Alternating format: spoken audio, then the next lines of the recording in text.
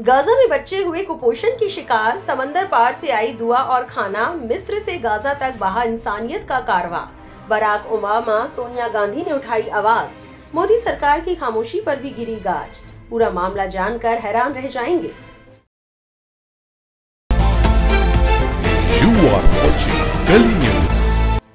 Gaza में बेगुनाह और निहत्थे फिलिस्तीनियों के नरसंहार को लेकर इजराइल के खिलाफ पूरी दुनिया में विरोध हो रहा है।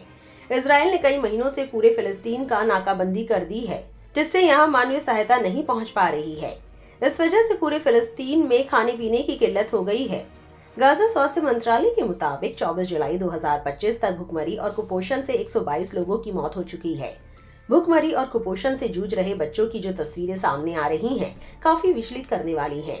बहुत से बच्चे खाना नहीं मिलने की वजह से अपनी जान गंवा रहे हैं। वर्ल्ड हेल्थ ऑर्गेनाइजेशन ने यहाँ तक चेतावनी दे दी है कि अगर यही हालात रहे तो बहुत जल्द एक बड़ी तबाही बच्चों की तरफ आने का अंदेशा है। आरोप है कि इजरायली फौज दूसरे देशों से जाने वाली मानवीय सहायता को गाजा तक नहीं पहुँचने दे रहे हैं।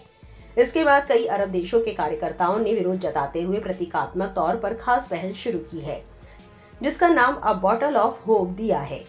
इस पहल के तहत वो समंदर के रास्ते खाने की चीजें पहुंचाने की कोशिश कर रहे हैं।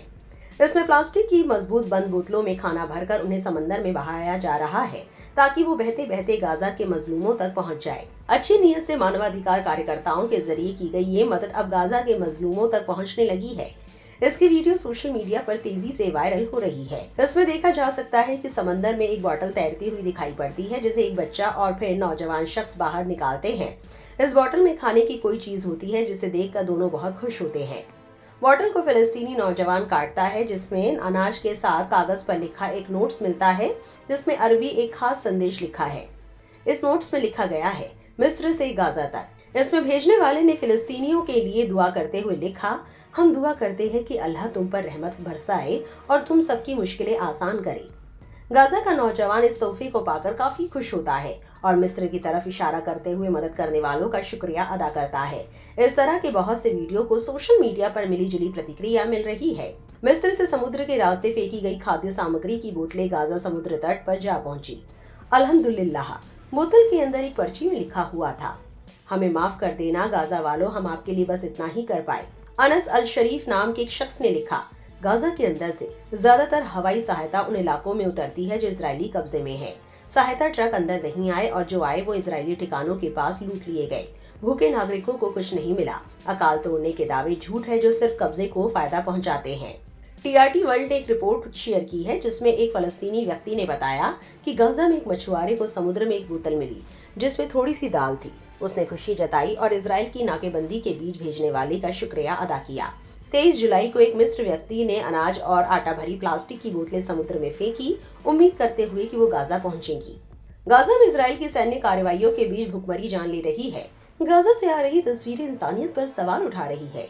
ऐसे में अमेरिका के पूर्व राष्ट्रपति बराक ओबामा ने चिंता जताते हुए कहा कि मानवीय सहायता तत्काल पहुंचाई जानी चाहिए, क्योंकि निर्दोष नागरिकों को भोजन और पानी से वंचित रखना किसी भी दृष्टिकोण से सही नहीं है।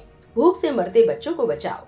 भारत के दक्षिणपंथी विचारधारा वाले हिंदुत्ववादी संगठन से जुड़े हुए लोग मुसलमानों की मदद पर काफी नाराज दिखाई पड़ रहे हैं, जबकि बड़ी संख्या में लोग मदद करने वालों की तारीफ कर रहे हैं। इस पर विपक्ष ने मोदी सरकार की चुप्पी पर सवाल उठाए हैं। कांग्रेस अध्यक्ष सोनिया गांधी ने एक पोस्ट में लिखा है, जिसे शेयर करते हुए कांग्रेस नेता मल्लिकार्जुन खड़गे ने कहा, कांग्रेस संसदीय दल की अध्यक्ष श्रीमती सोनिया गांधी जी का लेख, गाजा संकट पर मूक दर्शक मोदी सरकार। भारत सदैव 2 राज्य समाधान और इजराइल तथा फलस्तीन के बीच न्याय संघर्ष शांति का समर्थक रहा है।